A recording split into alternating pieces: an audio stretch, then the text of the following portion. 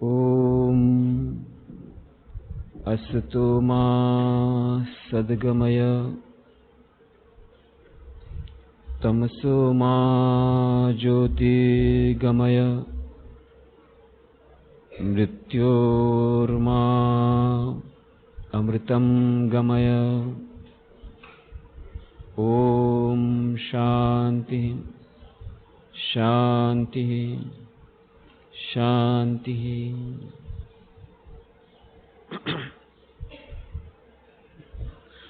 एकाग्रता અને ધ્યાન એ વિષય પર આપણે 118 ચર્ચાઓ કરી છે અને તેમાં એકાગ્રતા ધ્યાન વિશેના વિભિન્ન પાસાઓની આપણે વિસ્તૃત ચર્ચા કરી છે।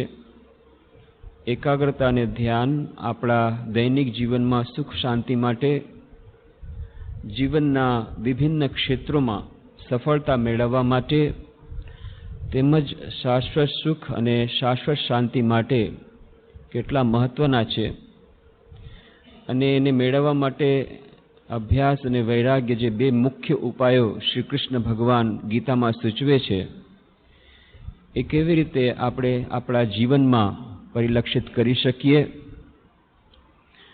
એકાગ્રતા અને ધ્યાન એ બંને કેવી રીતે એકબીજાના પરિપૂરક છે અને બંને વચ્ચેનું સૂક્ષ્મ અંતર શું છે અને આ એકાગ્રતા ધ્યાનના અભ્યાસમાં જે વિભિન્ન બાધાઓ આવે છે એ બાધાઓનું અતિક્રમણ કેવી રીતે કરી શકીએ એ બધી ચર્ચાઓ આપણે કરી છે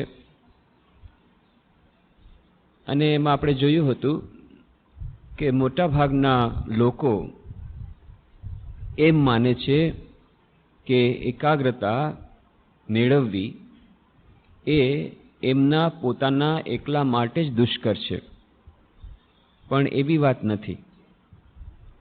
ગઈકાલે જ એક યુવક મારી પાસે આવ્યો અને કહ્યું કે સ્વામીજી,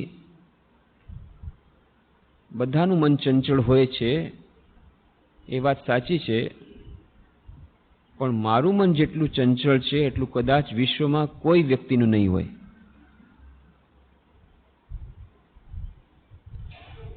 ત્યારે મેં એને કહ્યું કે આ ડાયલોગ હું પહેલી વાર નથી સાંભળી રહ્યો, આ ડાયલોગ મેં કેટલી વાર કેટલી વ્યક્તિ પાસે સાંભળી લીધો છે, એટલા માટે તને આ ડિસ્ટિંક્શન વિશ્વની એક મહાન વ્યક્તિ હોવાનું કે જેનું મન સૌથી વધારે ચંચળ છે ગિનીઝ વર્લ્ડ રેકોર્ડ બુકમાં નોંધાવવાનું તારે માટે નહીં આવે, કારણ કે જો ખરેખર એવું હોત તો અત્યાર સુધીમાં તે કેટલાય ખૂન કર્યા હોત, તિહાર જેલમાં હોત। તો આપણા મનમાં એક એવી જાતની ભ્રામક ધારણા છે કે મારું મન જેટલું ચંચળ છે, એકાગ્રતાની મારી જેવી સમસ્યા છે એવી આકરી સમસ્યા કદાચ કોઈને નહીં હોય, પણ એટલા માટે કારણ કે આપણે પાસે એવું એક વિશેષ પ્રકારનું એક્સરે મશીન નથી કે જેના દ્વારા આપણે બીજાના મનમાં શું ચાલી રહ્યું છે આપણે જાણી શકીએ। આપણા પોતાના મનની જે ડિફિકલ્ટીઝ એ ક્યારેક ક્યારેક જાણીએ, આપણે પોતાનું મન નથી જાણતા, બીજાનું મનનું તો આપણે કેવી રીતે જાણી શકીએ। પોતાના અચેતન મનમાં કેટલા કેટલા જાતના શુભ સંસ્કારો કે અશુભ સંસ્કાર રહેલા છે એની જ આપણને જાણ નથી, તો પછી બીજાના મનમાં શું ચાલી રહ્યું છે આપણે કેવી રીતે જાણી શકીએ। પણ આ વાત એટલા માટે કે આપણે નિરાશ થવાનું નથી। અર્જુન જેવા મહારથી આપણી આ નાવમાં સવાર છે, એનું પણ મન ચંચળ હતું જેમ શ્રી કૃષ્ણ ભગવાનને કહે છે, પણ એના માટે બેસી રહેવાનું પણ નથી। એના જે ઉપાયો છે એ ઉપાયોને આપણે જો અપનાવશું તો ધીરે ધીરે આ ચંચળ મન પણ કાબૂમાં આવશે। અને વિભિન્ન બાધાઓની વાત આપણે આગળ પણ કરી છે। એક વ્યક્તિ આવીને કહ્યું કે જ્યારે જ્યારે હું ધ્યાનમાં બેસું છું ત્યારે કાર્યના વિચારો આવે છે, કાર્યના ખરાબ વિચારો નથી આવતા પણ કાર્યના વિચારો આવે છે, જે આખા દિવસમાં કામ કરવાનું છે એ જ વિચારો એકદમ જાણે કે ભૂતની જેમ સવાર થઈ જાય છે। આવો અનુભવ ઘણાનો છે। તો ખાસ કરીને જે લોકો વર્કોહોલિક છે, જે વર્કોહોલિકની આપણે વાત કરી હતી, એલ્કોહોલિક અને વર્કોહોલિક, તો કેટલાક એલ્કોહોલિક હોય છે એમને દારૂનો નશો હોય છે, કેટલાકને કાર્યનો નશો હોય છે। વિશેષ કરીને જે લોકોને કાર્યનો નશો હોય છે એ લોકો જ્યારે ધ્યાન કરવા બેસે ત્યારે સ્વાભાવિક છે એ લોકો પર આ કાર્યની વાત આવે। એ સિવાય પણ કેટલાક લોકો જે ખરેખર કર્મયોગને અપનાવવાનો પ્રયત્ન કરી રહ્યા છે, દરેકે દરેક કાર્યને ખૂબ સિન્સિયરલી, ખૂબ ગંભીરતાપૂર્વક અને ખૂબ આંતરિકતાપૂર્વક કરવાનો પ્રયાસ કરી રહ્યા છે, એ લોકોને ધ્યાનની વખતે આ કાર્યના વિચારો આવવા અત્યંત સ્વાભાવિક છે. તો શું કરવું જોઈએ? તો સ્વામી બ્રહ્માનંદજી મહારાજ બહુ સુંદર ઉપાય સૂચવે છે, રામકૃષ્ણ મઠ મિશનના પ્રથમ પરમાધ્યક્ષ, કે જ્યારે ધ્યાન કરવા બેસો ત્યારે શરૂઆતમાં પોતાના મનને દોડવા દેવું જોઈએ. જેમ કે શરૂઆતમાં થોડો સમય આપી દેવો કે કાર્ય કેવી રીતે કરવું છે એના જ વિચારો કરો. ઠીક છે, પોતાના મનને આપણે કહી શકીએ કે ઠીક છે, આજે શું શું કાર્ય કરવાનું છે પહેલાં એનું જ ધ્યાન કરી લ્યો, અને એ કાગળમાં ટપકાવી લ્યો કે ભાઈ પહેલાં આ ધ્યાન કે શું શું કાર્ય કરવાનું છે આવતીકાલે અથવા આજે, કઈ પ્રાયોરિટી દેવાની છે, એને કેવી રીતે કરવાનું છે, એના માટે કોને કોને કોન્ટેક્ટ કરવાના છે, એ આખું ડાયરીમાં નોટ કરી લ્યો. નોટ કર્યા પછી જ્યારે મનની એ જે ડાયનેમિઝમ, મનનો જે રજૂગુણ થોડો ઓછો થઈ જશે ત્યારે કહેવાનું, હવે બસ થઈ ગયું ને તારું પ્લાનિંગ, હવે ચાલો આપણે ધ્યાન શરૂ કરીએ. આપણા મનને આપણે સૂચન આપી શકીએ, એનાથી ઘણો ફાયદો થાય છે. અને એનાથી બે ફાયદા થાય છે, આપણું કાર્ય પણ ખૂબ સુંદર થાય છે. કેમ? આપણે જે કંઈ કાર્ય કરીએ છીએ, જો ખરેખર આપણે કર્મયોગ તરીકે કરતા હોઈએ તો એ કાર્ય અત્યંત કુશળતાપૂર્વક થાય. યોગ કર્મોસુ કૌશલમ, એમ જો આપણે ચાહતા હોઈએ તો પછી એ કાર્યને પણ અત્યંત કુશળતાપૂર્વક કરવા માટે આ બધું એના ઉપર ધ્યાન કરવું પણ આવશ્યક છે. પણ એ ધ્યાન એક અલગ પ્રકારનું ધ્યાન એ થઈ ગયું, અને એના પછી આપણે જે ધ્યાન કરવા માગીએ છીએ એ કરવા બેસશું તો એનાથી વધારે સફળતા મળશે. એવી જ રીતે એક બીજો ઉપાય પણ સૂચવે છે સ્વામી બ્રહ્માનંદજી મહારાજ કે બીજા કોઈ વિચારો આવતા હોય કાર્ય સિવાયના પણ, તો શરૂઆતમાં થોડાક વખત મનને દોડવા દો ચારે તરફ, અને ત્યારે તમે ફક્ત એક સાક્ષી ભાવે વિટનેસ કે ક્યાં ક્યાં જાય છે, સીઆઈડી ઓફિસરની જેમ ક્યાં ક્યાં મન દોડે છે દોડવા દો. એને પકડવાનું નથી, જ્યાં જવું હોય ત્યાં જાય, પણ ફક્ત નોટ કરવાનું છે ક્યાં ક્યાં જાય છે. એનાથી બે ફાયદા થશે, આપણને ખબર પડશે આપણા મનનો આસક્તિ ક્યાં ક્યાં છે, કઈ કઈ જગ્યાએ છે. અને બીજું, આ મનની જ્યારે દોડધામ થશે ને, જ્યારે આપણે એને ખબર પડશે કે આપણી પાછળ આ સીઆઈડી ઓફિસર છે, ધીરે ધીરે ધીરે એ સાવચેત થઈ જશે. અને આવી રીતે ધીરે ધીરે જ્યારે સચેતનતા મનમાં આવશે ત્યારે આપણે જેમ કહેશું એમ કરવા માટે તત્પર રહેશે. એક બેન આવી કહે છે કે જ્યારે ધ્યાન કરવા બેસે છે, આની પહેલાં ક્યારેય કોઈ દિવસ ખરાબ વિચાર નહોતા આવતા, આ ધ્યાન કરવાનું શરૂ કર્યું અને આ ખોટી ભાંજગળમાં પડી ગયા, એકદમ ખરાબ વિચારો છે, ધ્યાન વખતે જ આવે છે, બીજે સમય નથી આવતા. તો એની ચર્ચા આપણે પહેલાં કરી છે કે આ પણ એ કોઈ અસ્વાભાવિક વાત નથી, કારણ કે ધ્યાન જો સારી રીતે કરવામાં આવે તો, અત્યંત આંતરિકતાપૂર્વક કરવામાં આવે તો ધ્યાનનો અભ્યાસ, સાધારણ રીતે ઉપરછલ્લી રીતે જો કરશો તો કોઈ સમસ્યા નથી. ચેતન મન જ ફક્ત ચેતન મનમાં જો તમે સ્પર્શ કરશો તો કોઈ વિશેષ તમને એનાથી અસર એની નહીં થાય. પણ જો ખૂબ આંતરિકતાપૂર્વક કોઈ ધ્યાન, પ્રાર્થના, જપ, આ બધો આધ્યાત્મિક સાધનાનો અભ્યાસ કરશે તો શું થશે? ધીરે ધીરે ધીરે અચેતન મનમાં પેનિટ્રેશન થશે. અચેતન મન જ્યારે વલોવાનું શરૂ થશે ત્યારે અચેતન મનમાં રહેલા કેટલા બધા સંસ્કારો જે સુપ્ત અવસ્થામાં હતા, નિદ્રિત અવસ્થામાં હતા, એ જાગી જાય છે. એ જાગી જાય છે અને દરવાજામાં આવી જાય છે, ચેતન મનના દરવાજામાં. ત્યારે આપણે જોઈને ડરી જાય છે, અરે આ ક્યાંથી આવ્યા? ક્યાંથી નહીં, એ પહેલાં સૂતા હતા, અંદર જ હતા. એ ચોર અંદર સૂતો હતો, ખાટલાની નીચે બેઠો હતો આરામથી, પણ જ્યારે તમે લાઇટ કરી તો બહાર આવી ગયો. તો ડરવાનું નથી. હવે એની સાથે કમસે કમ એટલી તો ખબર પડી કે ચોર છે. પહેલાં તો એ ખબર નહોતી, અને ચોર તો બધાયના મનમાં છે. ફક્ત એટલું છે કેટલાક લોકોએ વલોવ્યું નથી. જ્યારે વલોવાનું શરૂ કરશે થોડોક ને થોડોક કચરો તો બહાર પડશે જ. દિવાળીને દિવસે જ્યારે સાફ સફાઈ થશે તો કોઈકના ગોડાઉનમાંથી વધારે માલ નીકળે, કોઈના ગોડાઉનમાંથી ઓછો માલ નીકળે. એ કોણ કેટલું સફાઈ, પણ થોડોક માલ તો નીકળશે જ, જૂનો જ પુરાણો. એવી જ રીતે જ્યારે આપણે અચેતન મનને જ્યારે ખૂબ આંતરિકતાપૂર્વક ધ્યાન કરવાનો પ્રયત્ન કરીએ છીએ તો અચેતન મન વલોવવાથી આ બધી ગંદકી નીકળશે, એનાથી ગભરાવા નથી. આ જ સ્વામી અદ્ભુતાનંદજી મહારાજ, શ્રી રામકૃષ્ણ દેવના શિષ્ય, એમનું નામ જ આપ્યું હતું સ્વામી અદ્ભુતાનંદ. કારણ કે સ્વામી વિવેકાનંદ કહેતા હતા શ્રી રામકૃષ્ણનો સૌથી મોટો ચમત્કાર છે અદ્ભુત, કે અમે લોકો તો બધા ભણેલા ગણેલા હતા, એને શ્રી રામકૃષ્ણ દેવે આવી રીતે મહાન સંન્યાસી બનાવ્યા. પણ અદ્ભુતાનંદ સ્વામી આ લાટુ મહારાજ, એ તો એક સાધારણ ગોવાળિયાના પરિવારથી આવેલા છપરા ગામથી બિહાર જિલ્લામાં એક અત્યંત પછાત ગ્રામમાં અને અત્યંત ગરીબ, એનો જોવાળું કોઈ નહીં, અને કલકત્તામાં એ રામબાબુ જે શ્રી રામચંદ્ર દત્ત એને ત્યાં નોકરી કરતા હતા, એ નોકર એ આવે છે શ્રી રામકૃષ્ણ સેવામાં, અને કેવી રીતે રામકૃષ્ણ સંસ્પર્શમાં આવીને મહાનમાં મહાન સંત સ્વામી અદ્ભુતાનંદ બની જાય છે. એટલા માટે સ્વામી વિવેકાનંદ કહેતા આ રામકૃષ્ણ દેવનો ચમત્કાર છે, અને એટલા માટે એનું નામ આપ્યું અદ્ભુતાનંદ. અદ્ભુત, એ અદ્ભુત જ છે, ચમત્કાર છે, અદ્ભુત છે, મિરાકલ ઓફ શ્રી રામકૃષ્ણ એમ કહીને બોલાવતા. અને એમનું નામ હતું લેટો, લાટુ મહારાજ એમનું નામ, પણ બધા બંગાળીમાં એમને પ્રેમથી લેટો કહે. પણ સ્વામી વિવેકાનંદ કહેતા બોલાવતા પ્લેટો. કેમ? કારણ કે ભણેલા ગણેલા નહીં, જરાય સાવ નિરક્ષર, પણ એટલી બુદ્ધિ. અને પછી તો આટલા મહાન સંન્યાસી થઈ ગયા. શરૂઆતમાં આવ્યા એ સાધારણ એ નોકરનો છોકરો છે, નોકરિયાત છોકરો છે. એટલે શ્રી રામકૃષ્ણે કીધું બહુ આટલી સેવા કરે છે, ચાલ તને હું ભણાવું.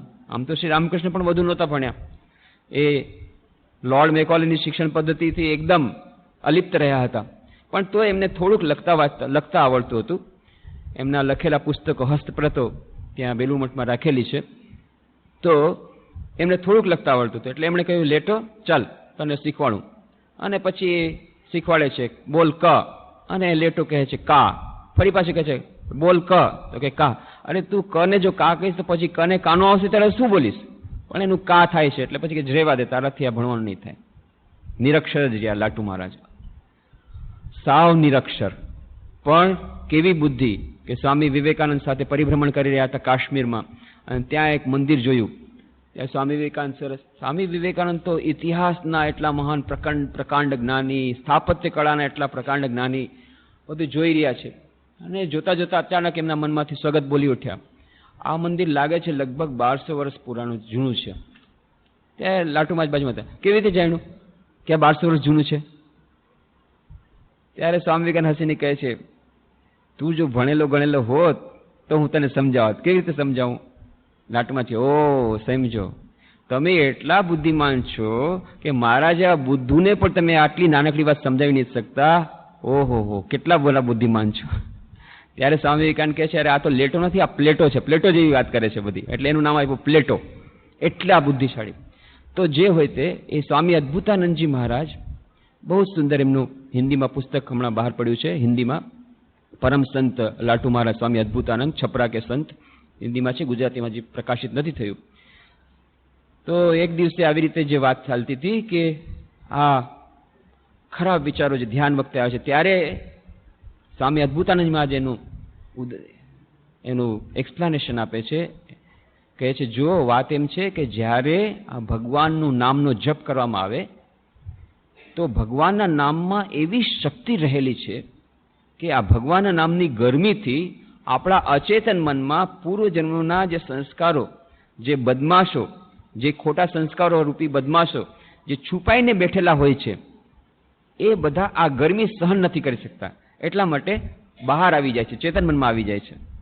અને આપણે કહીએ છીએ અરે આ તો આપણે જપ ધ્યાન કરવાનું સરળ કર્યું, ઉલટાના ઉલમાંથી ચૂલમાં પડ્યા. કે ના, વાત એમ છે કે અચેતન મનમાંથી આવ્યા છે, ચેતન મનમાં આવ્યા છે, નહીં તો પહેલા તો હતા જ, એવું નથી કે નહોતા. તો હવે કરવાનું શું? તો વાત એમ છે કે જે ગરમીથી એ લોકો અચેતન મનમાંથી ચેતન મનમાં આવ્યા છે, એ જ ભગવાનના નામની ગરમીથી, એ જ ધ્યાનના અભ્યાસથી, એ જ પ્રાર્થનાથી એ ચેતન મનમાંથી સાવ બહાર નીકળી જશે, ભાગી જશે. એને ભગાડવાનો એકમાત્ર ઉપાય કે હજી જારી રાખો, હજી ચાલુ રાખો, ગભરાવાનું નથી, અભ્યાસ ચાલુ રાખો. પછી કેટલાકને એવી હોય છે કે ના, અમને કોઈ કાર્યના વિચારો નથી આવતા, પણ સ્વાભાવિક રીતે જ મન ચંચળ છે, મન કુદાકૂદ કરે છે, એક ડાળથી બીજી ડાળ પર, બીજી ડાળથી ત્રણ પર, ન્યુયોર્ક, લંડન બધે ભાગતું જ ફરે છે, ચંચળ વાંદરા જેવું. તે તો વાનર જેવો સ્વભાવ જ છે, વાનર જેવો. સ્વામી વિવેકાનંદનું ઉદાહરણ આપેલું છે. તો એના માટે આપણે ઘણા બધા ઉપાયો કહેતા. એક ઉપાય છે લીલા ચિંતન, કે ઠીક છે તમે રૂપનું ધ્યાન કરી રહ્યા છો, રૂપ ધ્યાન છે, ગુણ ધ્યાન છે, એમાં નથી મન લાગી રહ્યું, તો લીલા ચિંતન કે શ્રી રામકૃષ્ણ દેવના ઉપર કોઈ ચિંતન, કોઈ ધ્યાન કરી રહ્યું છે, તો એમ વિચારવાનું કે આવી રીતે શ્રી રામકૃષ્ણ દેવ બેઠા છે, રામકૃષ્ણ કથામૃતના પ્રસંગો યાદ કરી અને રામકૃષ્ણ દેવ વાર્તાલાપ કરી રહ્યા છે, અહીંયા આમ ગયા છે, આવી રીતે ગયા, આવી રીતે આમ કર્યું. પછી મનને ફરવાની બહુ ઈચ્છા છે તો ફરવા દો, પણ ક્યાં ફરવા દો? એક જગ્યાથી બીજા છે, ન્યુયોર્કમાં જવું છે, અચ્છા જા ન્યુયોર્કમાં, સ્વામી વિવેકાનંદ જ્યાં વેદાંત સોસાયટીનું ભાષણ આપ્યું ત્યાં પૂછી જા. કલકત્તા જવું છે, જા કલકત્તા તારે ભાગવું હોય તો ભાગ. ત્યાં દક્ષિણેશ્વરમાં જો રામકૃષ્ણ દેવ પંચવટી તળે ધ્યાન કરી રહ્યા છે, ત્યાં બેસી જા.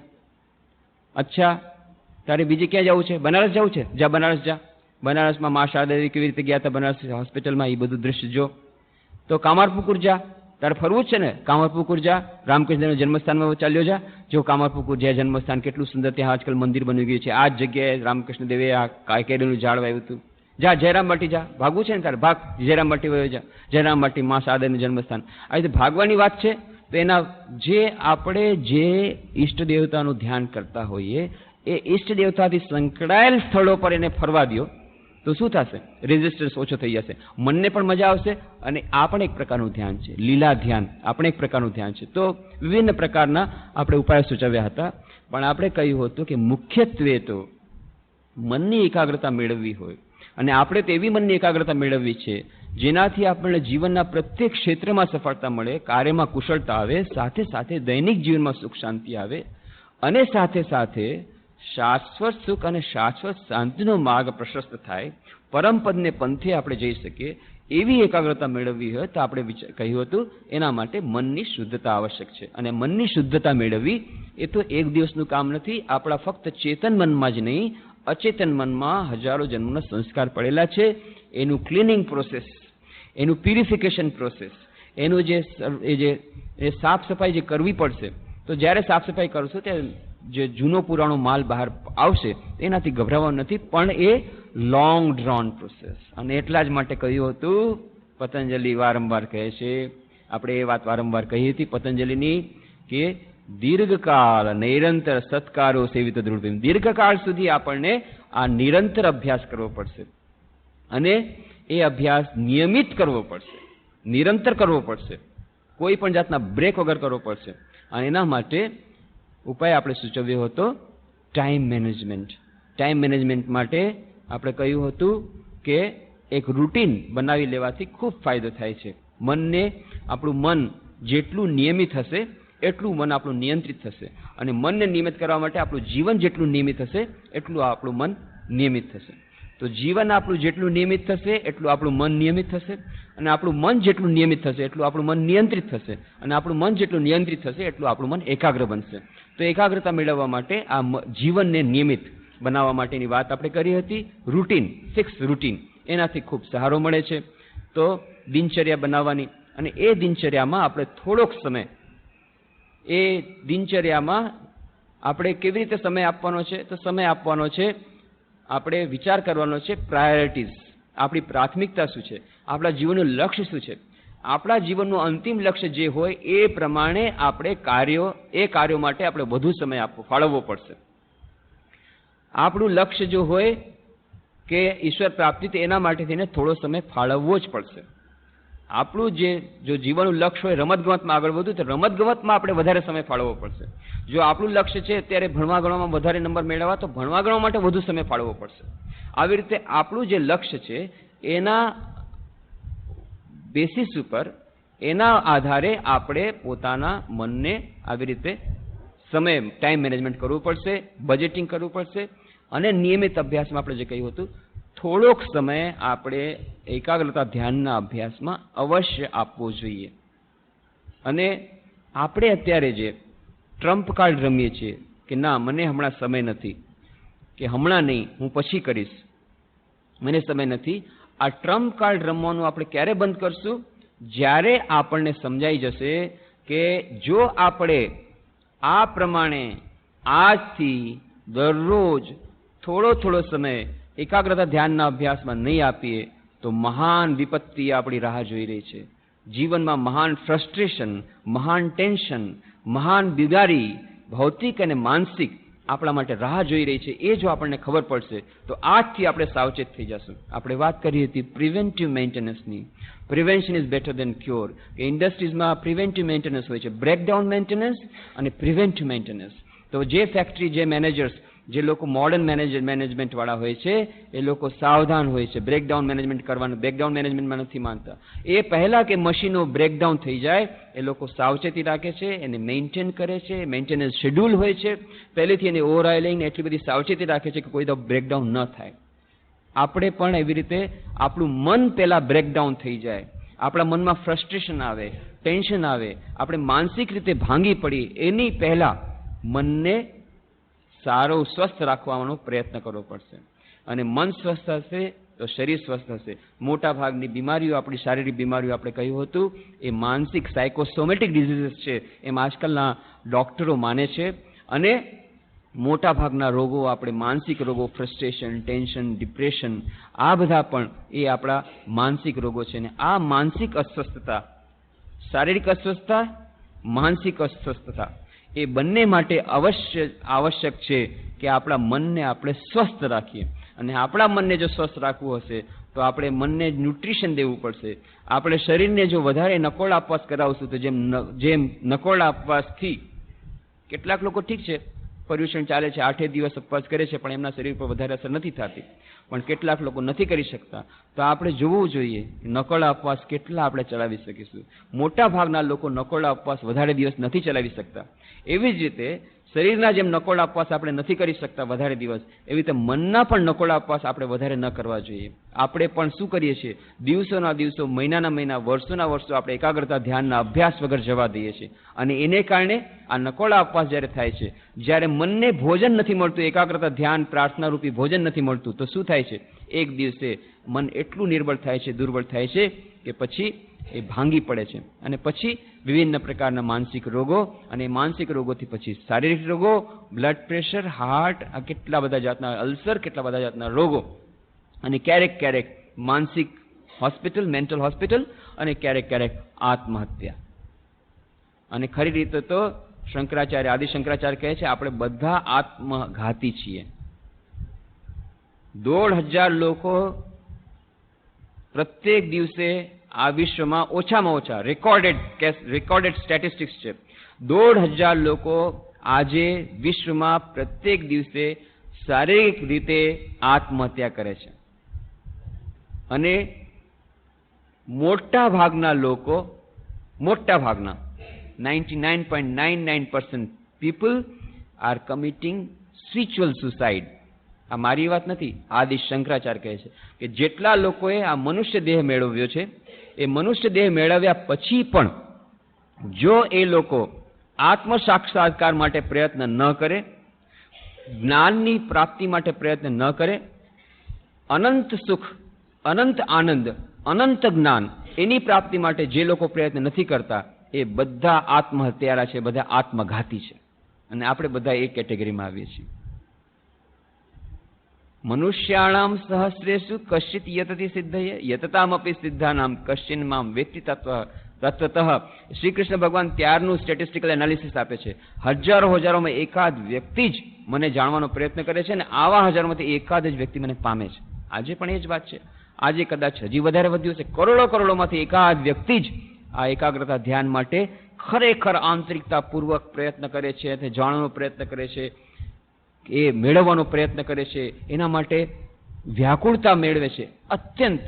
જો આપણા મનમાં એકાગ્રતા ધ્યાન મેળવવા માટેની ખરેખર થોડીક આંતરિક ઈચ્છા આવી હોય, થોડીક ખરેખર આપણા મનમાં જો આવી રીતે મુમુક્ષત્વનો થોડોક અંશ આવ્યો હોય, ખરેખર જો આપણા મનમાં એકાગ્રતા અને ધ્યાનના અભ્યાસમાં આગળ વધવાની થોડીક આંતરિકતા આવી હોય, આત્મજ્ઞાન પ્રાપ્ત કરવાની થોડીક આંતરિકતા આવી હોય, તો સમજવું જોઈએ આપણે અત્યંત ભાગ્યશાળી છીએ.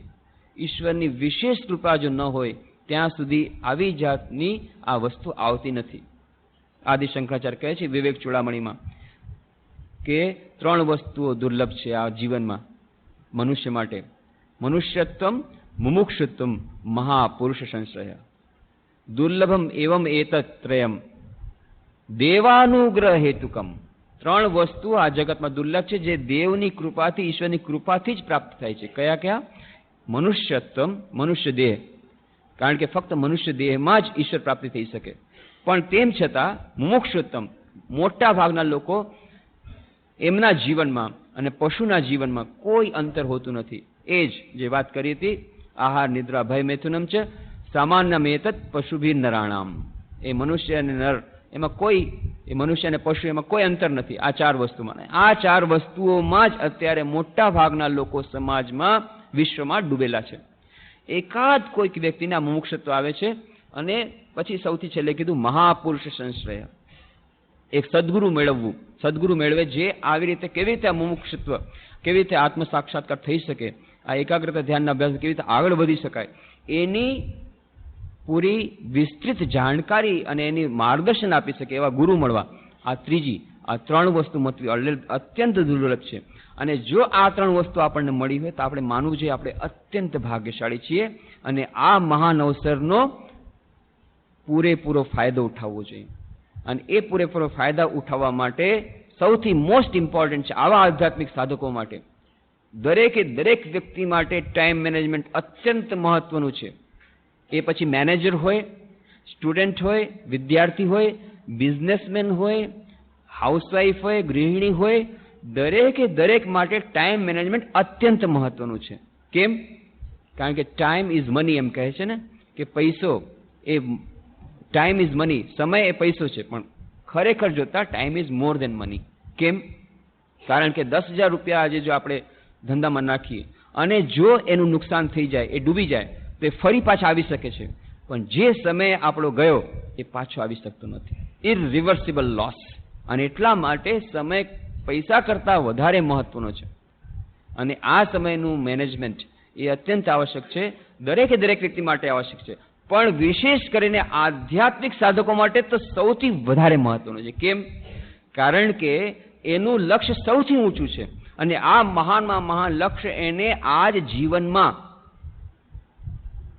એને પ્રાપ્ત કરવાનું છે. કેટલા સમયમાં એ ખબર નથી, કારણ કે એ જીવન કોઈ માટે 75 વર્ષ, કોઈ માટે 100 વર્ષ, કોઈના માટે 1 સેકન્ડ પણ હોઈ શકે છે. આજથી 1 સેકન્ડ પછી જ કદાચ હું અહીંયાથી ઢળી પડું, આજથી 1 સેકન્ડની અંદર કદાચ ધરતીકંપ થાય જેવો માણસ નથી હોતો ને આ બધું પડી પડે, ગમે તે થઈ શકે છે. એની મુમેન્ટ, એનીથિંગ કેન હેપન. આ હાઇપોથેટિકલ કેસ નથી. સ્વામીજી તમે બહુ પેસિમિસ્ટિક છો. નો, આઈ એમ રિયલિસ્ટિક. તમે નિરાશાવાદી છે, નિરાશાવાદની વાત નથી. આ છે આપણે વ્યવહારિક બનવું પડે, રિયલિસ્ટિક. આ છે સત્ય છે. સત્યને તમે ગમે તેમ કરીને આમ આંખે પાટા બાંધશો તો એનાથી સત્ય કંઈ મટવાનું નથી. જ્યારે આની પાછળ જાય શિયાળની પાછળ, ત્યારે શિયાળ શું કરે છે? બહુ પોતે બુદ્ધિમાન છે તો રેતની અંદર આંખું એ નાખી દે છે, પોતાનું મોઢું. કોઈ જોતું નથી ને, બસ મને તો દેખાતું નથી, અરે પણ તને નથી દેખાતું, બીજાને તો તું દેખાય છે, એ માને છે કે હું સેફ થઈ ગયો. એમ આપણે પોતાને સેફ માની છે, પણ ગમે ત્યારે રિયલિસ્ટિક બનવું પડશે. આ સચ્ચાઈ છે, એ સચ્ચાઈને સત્યને આડે કાન કરવાથી નહીં ચાલે. એટલા જ માટે મહાભારતમાં જે કથા આવે છે કે યુધિષ્ઠિર અને ભાઈઓ બધા અને જ્યારે જઈ રહ્યા છે ત્યારે અચાનક એ પાણીની તરસ લાગે છે અને પાણીની તરસમાં એ પાણીની શોધમાં જાય છે. ભાઈ ત્યાં દૂર એક ભીમ જાય છે, જોયું છે દૂરથી ઝાડ પર ચડીને, હા એક નાનકડું તળાવ છે અને એ તળાવને કાંઠે જાય છે અને ત્યાં પ્રશ્ન પૂછે છે યક્ષ કે પેલા પ્રશ્ન જવાબ આપ, પછી તું પાણી પી. પણ ભીમ નથી માનતો અને પાણી પીવા જાય છે, ઢળીને પડી જાય છે. અને આવી રીતે પછી એની શોધમાં બીજો ભાઈ જાય છે, ત્રીજો ભાઈ જાય છે, 4 ઢળી જાય છે. છેવટે યુધિષ્ઠિર જાય છે.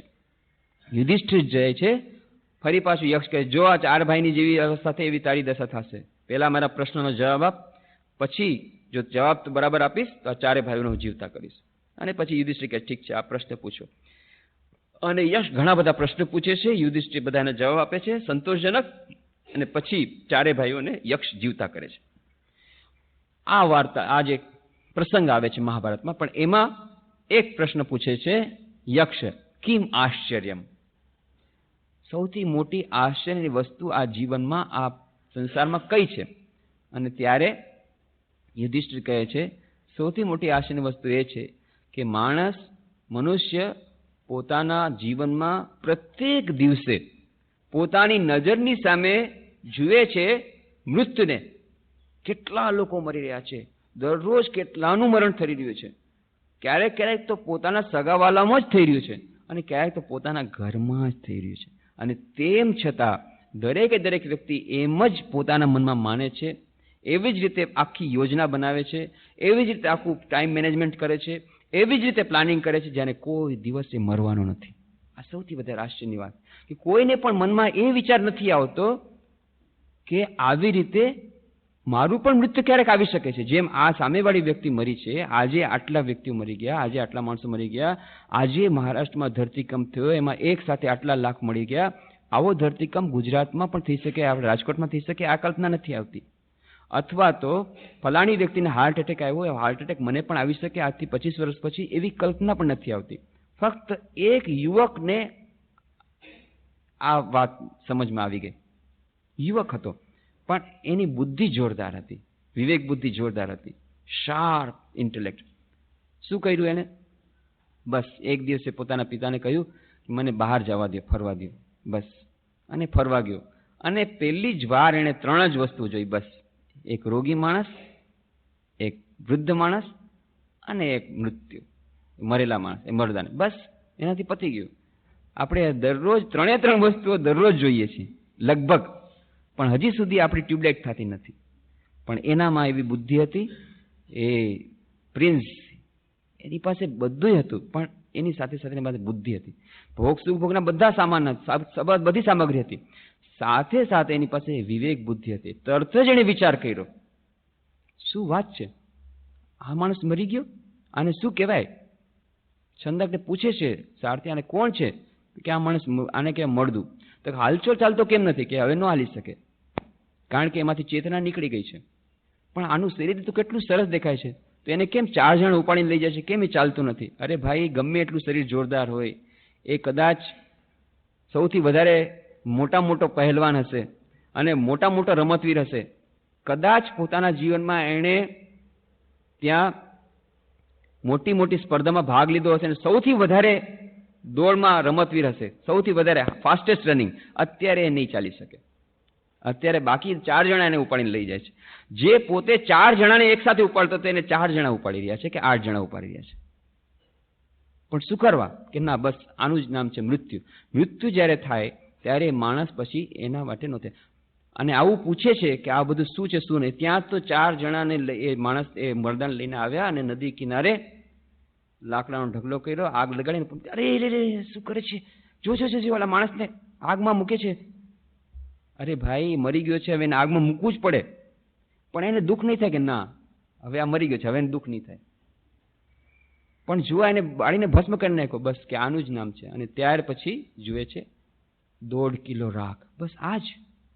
આવડો મોટો માણસ, આટલો મોટો રમતવીર હતો, આટલો મોટો પહેલવાન હતો, આટલું સુંદર એનું શરીર હતું, આ એનું પરિણામ આટલું જ, 1.5 સેર રાખ. બસ this is the total of the man. Light of એશિયામાં એટલું સુંદર વર્ણન આપે છે એડવિન આર્નોલ્ડ. બ્યુટીફુલ, ખૂબ જ સુંદર. Is this the end which comes to all? Siddhartha પૂછે છે, શું આજ અંતિમ બધાની પરિણતિ, દરેક વ્યક્તિની? This is the end which comes to all. કોચેના આ દરેકની આ જ પરિણતિ થવાની છે. તો શું આ યશોધરાને આટલું હું પ્રેમ કરું છું, એને આવી રીતે થશે? હા, એને પણ એવી રીતે થશે. એક દિવસે, આજે પણ થઈ શકે છે, આ ક્ષણે થઈ શકે છે, મેક્સિમમ 100 વર્ષ પછી થશે જ. અને મને, હા તમને થશે, પણ મારે નથી મરવું, તો એ ન ચાલે. એ તમે નથી મરવું એમ કહેવાથી ન ચાલે, બધા એને મરવું પડે. એક કોએકનું આ જ પરિણતિ છે. ઓ, અત્યાર સુધી મને બેવકૂફ બનાવ્યો આ દુનિયાએ. મને એમ કહેતા હતા સંસાર ઇઝ બહુ જ એકદમ ગુલાબની પથારી છે. જોઈ લીધી તમારી ગુલાબની પથારી, 2 દિવસની પથારી છે. હવે મેં જોઈ લીધું મારી ત્રિનેત્ર દ્વારા. આ વિવેક બુદ્ધિ જ્યારે આવી, તરત જ લાગ્યો, નહીં, હું નથી મારવા માંગતો, મારે મૃત્યુ પર અતિક્રમણ કરવું છે. અને બરાબર મૃત્યુ પર વિજય મેળવ્યો, નિર્વાણની પ્રાપ્તિ કરી. મરતા પહેલા મૃત્યુ પર વિજય મેળવી લીધો. શરીરને તો બચાવી નહીં શકાય, પણ શરીરની સાથેની આપણું જે તાદાત્મ્ય ભાવ, એ આપણે જરૂર દૂર કરી શકીએ. અને એમાં જ આનંદ છે, અને એ જ આનંદ એણે મેળવી લીધો મરતા પહેલા. પણ એવી સદબુદ્ધિ બહુ ઓછા લોકોમાં આવે છે. એટલે યુધિષ્ઠિર કહે છે, આ સૌથી મોટી આશ્ચર્યની વસ્તુ આ જ છે કે આપણી નજરની સામે દરેક મનુષ્ય જુએ છે દરરોજ કેટલા લોકો મરી રહ્યા છે, પણ છતાં એમને એમ નથી થતું કે જ્યારે આ વાત ખબર પડશે ધીરે ધીરે વિવેક બુદ્ધિ દ્વારા, ઓહો, આ જ પરિણામ છે, ત્યારે શું થશે? ત્યારે આપણે આજે ટ્રમ્પ કાર્ડ રમીએ છીએ, મને અત્યારે સમય નથી એકાગ્રતા ધ્યાનના અભ્યાસ માટે, ટ્રમ્પ કાર્ડ રમવાનું બંધ કરી દઈશું. કેમ? જ્યારે આ આપણે ખબર પડશે કે આપણે ટાઈમ, જેમ ઇન્વેસ્ટમેન્ટ, જેમ પૈસાનું ઇન્વેસ્ટમેન્ટ કરીએ છીએ, અને પૈસા કરતાં વધારે મહત્વની વસ્તુ છે ટાઈમ. તો આપણા જીવનમાં જ્યારે આપણે રૂટીન બનાવીએ છીએ ટાઈમ ટેબલ, એ ટાઈમ ટેબલ બનાવતી વખતે જે ટાઈમનું ઇન્વેસ્ટમેન્ટ કરવું જોઈએ એ કઈ પ્રવૃત્તિમાં કરીએ છીએ? એ મોટા ભાગની પ્રવૃત્તિ હોય છે જે આપણા દેહ સાથે સંકળાયેલી છે. કે મારે સારામાં સારા રીતે આપણે રહેવું છે, એના માટે સારું મકાન જોઈએ, એના માટે સારી ગાડી જોઈએ, એના માટે સારું ફર્નિચર જોઈએ, એના માટે સારા કપડાં જોઈએ, એના માટે મારે સારા આ બધા જેટલી બધી જાતની સવલતો જોઈએ, આ બધા માટે મારે પૈસો જોઈએ. આ બધી વસ્તુ એક સાથે મળી જશે ક્યારે? જો પૈસો હશે. એટલા માટે મારો જીવનનો ઉદ્દેશ છે પૈસો. અને એ પૈસા માટે મારે શું કરવું પડે? મારે કેરિયર ડેવલપમેન્ટ કરવું પડે.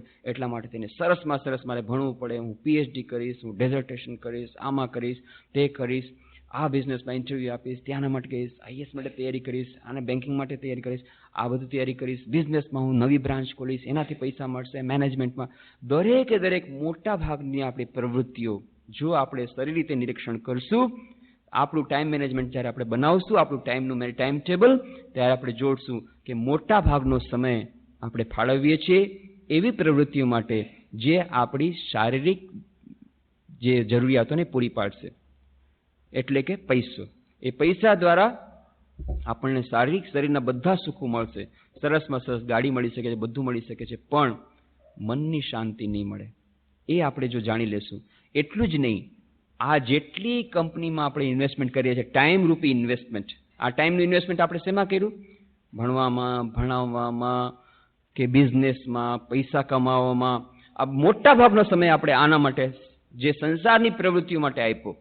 ખબર પડશે આ જેટલો સમય આપણે આપ્યો છે, આ સમય આપણે કઈ કંપનીમાં આપ્યો છે? જે કંપનીના શેર આપણે લીધા છે એ કંપની બધું દિવાળું ફૂંકવાની છે.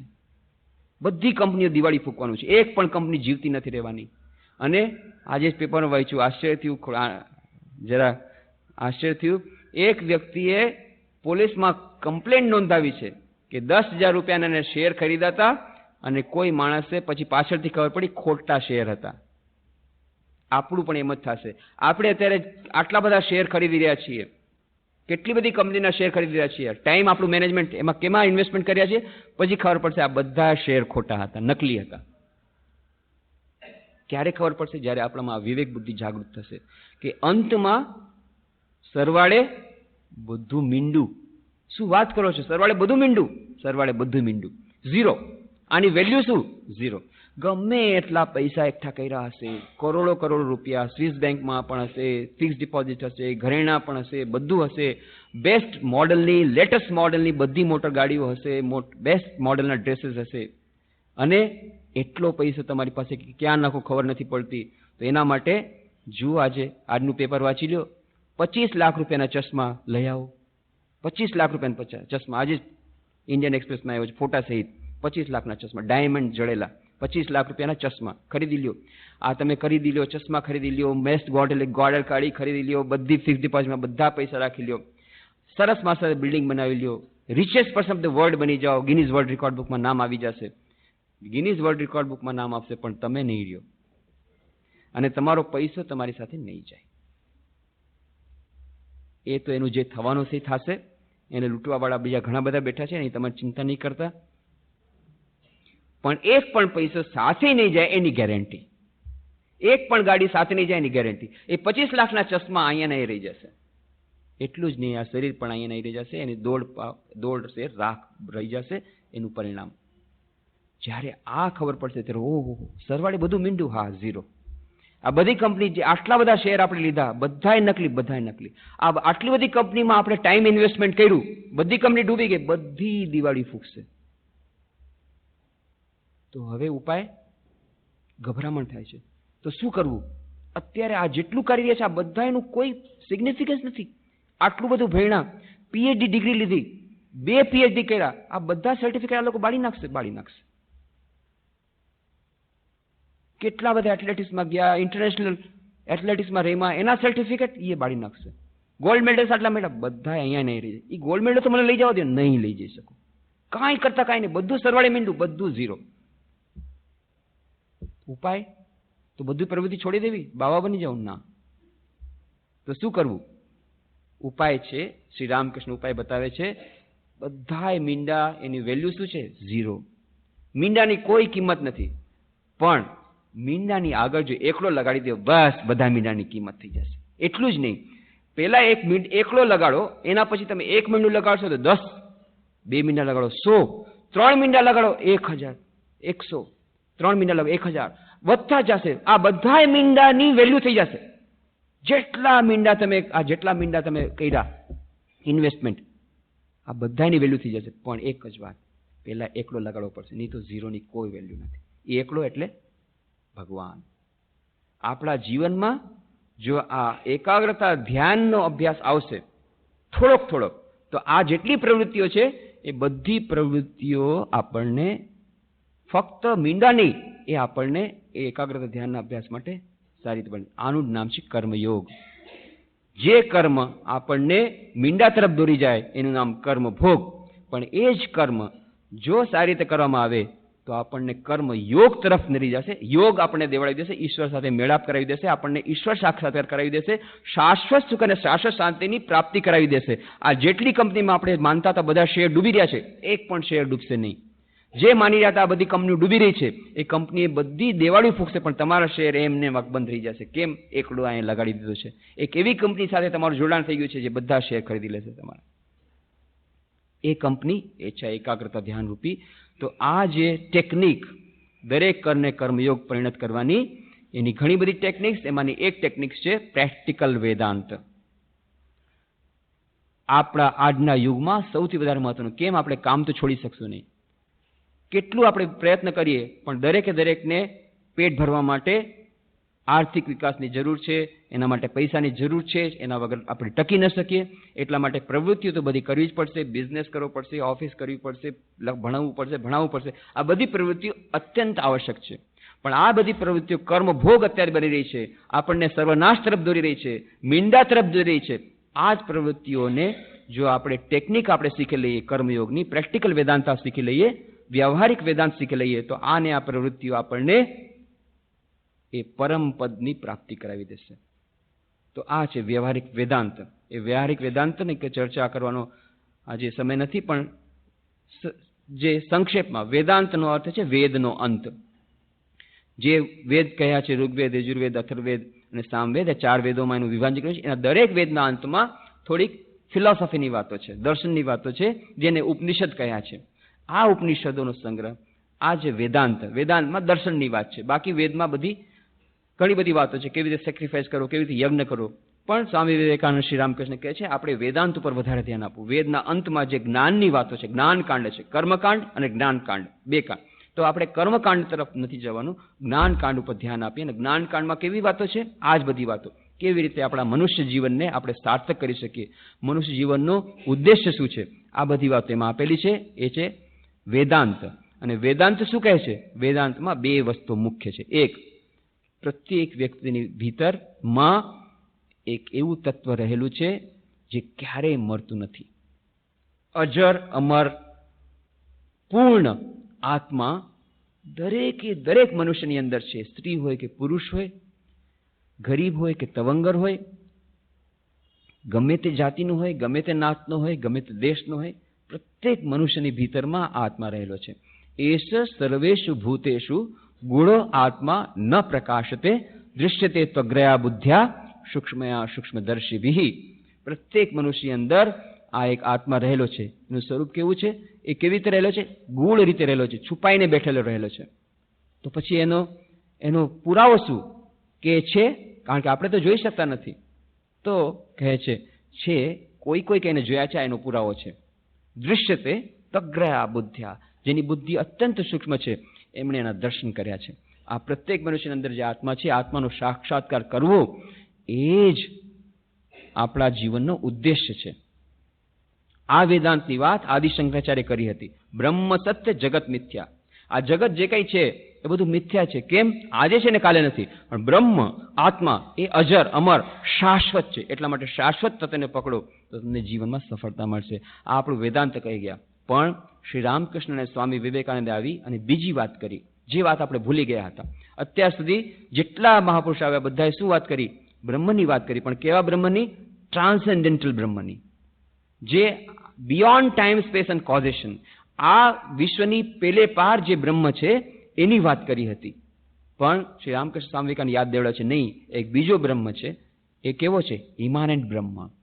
એ બ્રહ્મ છે જે ચારે તરફ વિશ્વમાં વ્યાપ્ત છે. એની વાત વેદાંતમાં હતી, આપણે ભૂલી ગયા હતા. ઈશાવાસ્યમિદમ સર્વમ યત્કિંચ જગતામ જગત તેન ત્યક્તેન ભુંજીથા મા હૃદય કસ્ય સિદ્ધનમ. દરેક જગ્યાએ ઈશ્વર વ્યાપ્ત રહેલો છે. એ ઈશ્વરને પ્રાપ્ત કરવાનો, એ ઈશ્વર ફક્ત મારામાં છે એટલું જ નહીં, દરેકે દરેક મનુષ્યના હૃદયમાં છે, વિશ્વમાં ચારે તરફ ફેલાયેલો છે. અને એટલા માટે આપણે બધા એક છીએ. એટલા માટે શું? શિવ જ્ઞાનથી, જીવ સેવા કરવાથી, બીજાની સેવા કરવાથી, બીજા જે મનુષ્યમાં જે ભગવાન છે એની પૂજા કરવાથી આપણી ચિત્ત શુદ્ધિ થશે ને આપણને આત્માનો સાક્ષાત્કારનો એક સરળમાં સરળ રસ્તો અપાવી દેશે. તો શું થશે? જેટલા કાર્યો આપણે કરીએ છીએ બધા કાર્યો પૂજા બની શકે જો આપણે જીવન વ્યવહારમાં વેદાંતને લાવીએ તો શ્રી રામકૃષ્ણ કહે છે રમૂજમાં કે હું બંને હાથેથી નાચું છું. બંને હાથેથી નાચું છું એટલે કે મેં બંને બ્રહ્મને પકડી લીધા. એક છે ટ્રાન્સેન્ડેન્ટલ બ્રહ્મ, એની વાત તો બધા કરતા હતા કે જે બ્રહ્મ નિર્ગુણ નિરાકાર છે, અજર અમર આત્મા છે, એની વાત કરતા હતા. પણ આ જે વિશ્વમાં ચારે તરફ બ્રહ્મ છે, વિજ્ઞાન પહેલા છે અજ્ઞાન. અજ્ઞાન શું કે છે? આત્મા નામની વસ્તુ નથી. જ્ઞાન શું કે છે? આત્મા નામની વસ્તુ છે. અને એ બ્રહ્મ શું છે? એ વિશ્વ બ્રહ્મ સત્ય જગત મિથ્યા. વિજ્ઞાન શું કહે છે? બ્રહ્મ સત્ય જગત સત્ય. સ્વામી તુર્યાનંદજી મહારાજ સૌથી છેલ્લે દેહ છોડતી વખતે આમ જ આટલું જ બોલ્યા, બ્રહ્મ સત્ય જગત મિથ્યા. આદિશંકરાચાર્યનો મોટો મહાન શ્લોક છે, પણ આ સ્વામી તુર્યાનંદજી રામકૃષ્ણ દેવના એ દર્શન ઉપરથી બોલે છે બ્રહ્મ સત્ય જગત સત્ય. એ કેવી વસ્તુ છે? આ બ્રહ્મ સત્ય જગત સત્ય, સૌથી પહેલી સ્થિતિ શું છે? બ્રહ્મ મિથ્યા જગત સત્ય. આપણી બધાની આ સ્થિતિ છે. આપણે શું માનીએ છીએ? ભગવાન નામની, અરે ભગવાન વગન છોડો, એ કોણે જોયું છે ભાઈ? એ બધી ખોટી વાત છે. એ ઇમેજનરી વાત, કાલ્પનિક વાતની વાત અહીંયા નહીં કરો. જગત સત્ય, આ હું જોઈ રહ્યો છે, આ સત્ય છે. પૈસા કોન્ક્રીટ, જો કોન્ક્રીટ લાભ મળ્યો, આજે આટલું કમાણ, આ કોન્ક્રીટ. તમારું ભગવાન તો ઇમેજનરી. એટલા માટે બ્રહ્મ મિથ્યા જગત સત્ય, આ છે પહેલી સ્થિતિ, આનું નામ અજ્ઞાન. એનાથી આગળ વધીને બ્રહ્મ સત્ય જગત મિથ્યા. આ જગત મિથ્યા છે, ખબર પડશે આ બધું ટેમ્પરરી છે, કાંઈ નહીં, સરવાળે મીંડું ઝીરો. પણ બ્રહ્મ અજર અમર સમય સરે. ત્રીજી સ્ટેજ, ત્રીજો પગથિયું છે શ્રી રામકૃષ્ણ, એનાથી પણ હાયર સ્ટેજ છે વિજ્ઞાનની સ્થિતિ. એ શું છે? બ્રહ્મ સત્ય જગત સત્ય. પ્રત્યેક જગતમાં જે વસ્તુ હું માની રહ્યો હતો કે એ મિથ્યા છે, નહીં, એની અંદર પણ એ જ બ્રહ્મ છે. દરેક જગ્યાએ એ જ બ્રહ્મ વ્યાપ્ત છે. તુજસે હમને દિલ કો લગાયા, જો કુછ હૈ સો તું હી હૈ, એક તુજકો પાયા, જો કુછ હૈ સો તું હી હૈ.